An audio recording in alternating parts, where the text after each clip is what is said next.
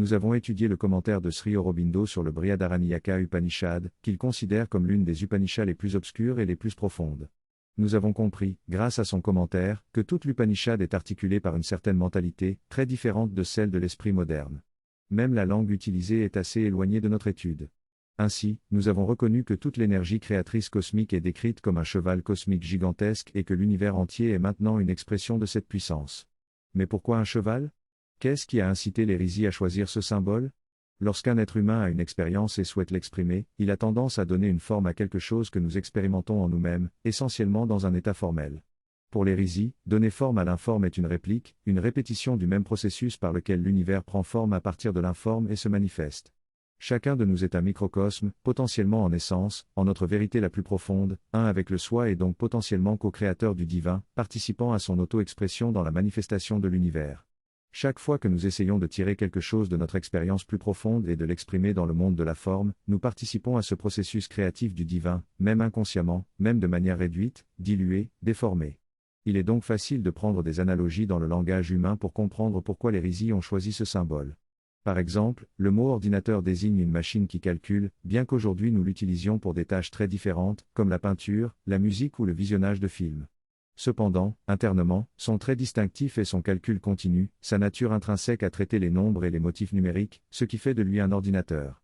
De même, l'Upanishad utilise le symbole du cheval pour exprimer comment la puissance créatrice cosmique s'articule et se manifeste. Dans cet extrait, l'auteur réfléchit à la signification des mots chair et table et à leur origine étymologique. Il souligne que les mots ne sont pas toujours évidents dans leur signification et que leur étymologie peut être surprenante. Il mentionne que dans les langues indiennes, il n'y a pas de mot pratique pour chaise car dans la culture indienne, la plupart des gens ne s'assoient pas sur de tels dispositifs.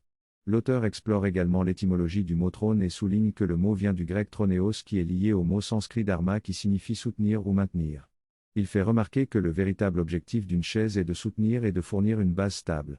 L'auteur souligne la différence entre l'esprit moderne, qui se concentre sur la forme et le mot lui-même, et l'esprit ancien, qui se concentre sur la vérité essentielle de la chose. L'auteur suggère que nous devrions envisager les objets de manière différente en pensant à leur fonction essentielle plutôt qu'à leur nom ou à leur forme. Il explore également le lien entre le mot chaise et le mot cathédrale, soulignant que les deux mots ont une racine commune liée au siège du pouvoir et à la symbolique de respect. Le concept communément utilisé aujourd'hui pour un lieu où s'asseoir est d'être confortable. Cependant, cette chaîne de réflexion suit également certaines variations de l'histoire. Malgré cela, le principe fondamental demeure permanent.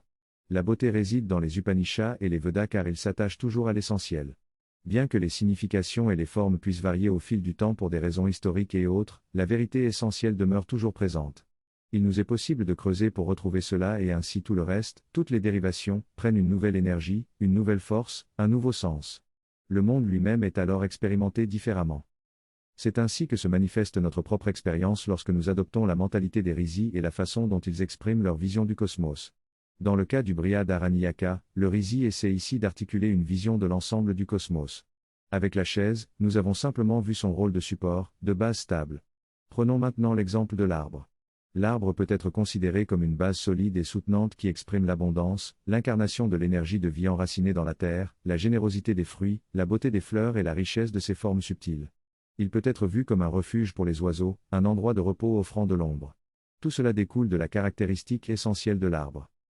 Avant d'aborder le texte du Brihadaranyaka et le choix fait par le Rishi ou l'expérience qu'il articule, nous pouvons brièvement explorer ce que nous souhaiterions exprimer ou ce que nous verrions en premier lieu dans la vision cosmique. Cela dépendrait de notre capacité à connaître réellement l'univers. L'esprit moderne, et notamment son conditionnement scientifique, est souvent superficiel. Nous tendons à voir l'univers comme un grand nombre d'étoiles ou de galaxies, mais rempli d'espaces vides, noirs, sombres. Le Rishi védique, quant à lui, voyait beaucoup plus profondément. Il percevait non seulement cette apparence physique, mais également tous les plans subtils.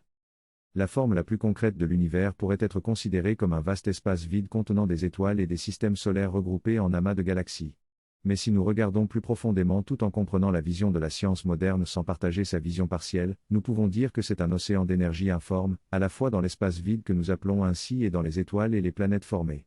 L'énergie matérielle dense est également perceptible. Les Rishis voyaient de nombreuses gradations d'énergie et toutes ces énergies formaient une grande variété d'expressions, infinies et éternelles.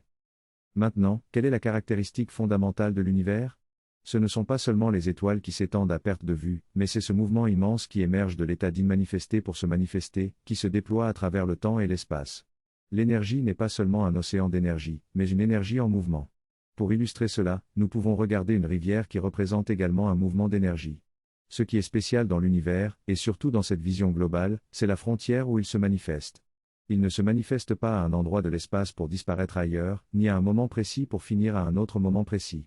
Il se manifeste simultanément partout, à travers l'espace et le temps, émergeant de l'état d'immanifesté vers la manifestation et régressant ensuite à nouveau vers l'immanifesté. La caractéristique principale de cet univers est cette énergie immense qui se déploie dans la manifestation. Ainsi, la première caractéristique essentielle de l'univers est cette énergie en mouvement, émergeant de l'immanifesté et se manifestant. Ce texte aborde la notion de manifestation à partir des études sur l'étymologie des sons et de la langue. Selon Sri Aurobindo, lorsqu'une vibration passe du non manifesté au manifesté, il y a d'abord une vibration contextuelle, puis une force qui en émerge, et enfin une expression spécifique sous forme de son. Le texte explore ensuite les différents sons et leur signification, notamment le son air qui représente l'existence absolue d'où émerge l'existence relative. Il évoque également le concept de sur, qui est une étape de transition entre l'existence absolue et l'existence manifestée. Le terme à choix est utilisé pour désigner cette énergie en mouvement qui s'exprime sous la forme d'un cheval. Le texte souligne que cette association cheval-énergie permet de percevoir l'expérience de différentes manières, à travers 3 niveaux, l'expérience intuitive, l'idée mentale et la représentation physique. Enfin, le texte fait référence au verset védique qui décrit la manifestation de l'énergie du cheval à travers différentes parties du corps et dans l'univers tout entier. Dans ce passage, l'orateur explique comment les rishis védiques, dans leur compréhension profonde de l'univers, ont utilisé le cheval comme une métaphore pour comprendre et exprimer les différentes manifestations du cosmos. Le cheval est considéré comme un microcosme qui reflète les différentes puissances spécifiques de l'univers. L'orateur souligne également que le choix de l'aspect à mettre en avant dans la vision de la divinité dépend du rishi et de son expérience personnelle. Les différentes facettes de la divinité peuvent être représentées dans les textes sacrés, mais l'essence ultime de la divinité est indescriptible, symbolisée par le son, Om ou Pranava. La section conclut en soulignant l'importance du cheval sacré dans le texte étudié dans le commentaire de Sri Aurobindo. Le cheval est ici décrit comme ayant 4 expressions différentes en fonction des différents niveaux de créatures existant dans le cosmos. Le premier niveau correspond aux dieux, représentant la liberté et la joie. Le deuxième niveau est celui des Gandharvas, symbolisant la possession et la richesse. Le troisième niveau est celui des titans, caractérisé par la force et la lutte. Enfin, le quatrième niveau correspond à l'humanité, associée à la matière et à la vivacité, mais aussi à la faim et à la mort. À travers ces différents niveaux, l'homme peut évoluer vers une liberté plus élevée, en transcendant ses instincts et en choisissant de s'élever vers des états de conscience supérieurs. Le but ultime étant d'atteindre la liberté des dieux, représentée par le cheval céleste. Cependant, il est important de noter que même dans la condition humaine, il y a la possibilité de se tourner vers cette énergie supérieure qui peut nous transporter vers des niveaux de conscience plus élevés. Cependant, cela nécessite de passer par les différentes étapes de l'évolution et de surmonter les caractéristiques limitantes de chaque niveau. La nature de la matière, bien qu'ayant des aspects autodestructeurs, nous sert de véhicule pour atteindre ces états supérieurs, mais elle nous rappelle également le lien qui existe avec la source de notre liberté. Dans cette dernière partie, le vers se termine par une simple déclaration, la mère était son frère et la mère était son lieu de naissance. Srivindu commente cette déclaration en expliquant que cela fait référence à la parabole du cheval, qui représente l'idée ultime de la libération selon les Upanishads.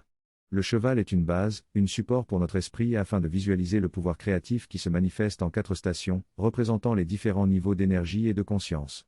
La libération dont parle le rishi, c'est la libération de la faim qui est la mort, de la nature du monde matériel. Le reste des Upanishads explore comment l'être humain peut se libérer de ce domaine de la faim et atteindre la plus haute station de sa véritable liberté. La mer est symboliquement liée au cheval et elle représente l'océan supérieur des Védas, dans lequel réside l'existence supérieure et divine. C'est de cet océan supérieur que l'océan inférieur de notre manifestation tire son énergie. Cette image de la mer est donc cruciale pour comprendre l'ensemble de la parabole du cheval et pour échapper au cycle de la limitation et de la mort. Elle indique que notre partie mortelle est liée à notre partie illimitée et immortelle, car le cheval des mondes, dans son essence, vient de cette source divine et en partage la nature. Ainsi, la mer est à la fois le frère et le lieu de naissance du cheval. Cette déclaration peut sembler étrange en soi, mais elle se réfère simplement aux 2 océans, védiques, l'océan supérieur et l'océan inférieur, qui sont liés et interdépendants dans le voyage de l'évolution. Le texte parle ensuite de la mort des Vritras et de l'ouverture des firmaments, ce qui libère les eaux de l'océan supérieur pour nourrir l'océan inférieur. Cela peut être comparé au processus naturel de formation de la pluie et à la façon dont l'eau tombe des cieux pour remplir les rivières et les océans. Ainsi, le vers révèle la beauté de cette relation entre les deux océans et montre comment les images naturelles peuvent être utilisées pour décrire des vérités et des réalités spirituelles. Dans cette analyse, l'auteur explique que l'océan inférieur est dérivé de l'océan supérieur et qu'il en partage la même nature. Cependant, il se présente comme une ombre, une reproduction des circonstances dans lesquelles il se trouve sous l'illusion mentale de l'avidya. Cette illusion conduit à la limitation et à la mort. Malgré cela, l'eau reste la même, mais sa conscience est divisée. C'est cette eau qui porte l'humanité dans le domaine de la faim et de la mort. Cependant, elle peut également nous guider vers l'accomplissement car l'océan est son frère et la source de son existence. L'eau, qui représente l'énergie qui nous porte, est originaire de la conscience divine et reste essentiellement divine. Cependant, dans notre expérience de la faim, de la mort et de l'ignorance, cette énergie est confuse et déformée par l'illusion mentale de l'avidya. C'est ce secret et cette grâce qui garantissent que le cheval peut nous guider jusqu'à l'accomplissement. Finalement, l'auteur conclut en affirmant que, bien que nous apparaissions mortels, limités et liés, nous sommes en réalité des manifestations d'une réalité libre et infinie. Nous sommes soutenus et accompagnés par une amitié et une assistance constante de la conscience divine. L'amour, ou la force, descend toujours du royaume divin pour élever le bas vers le haut.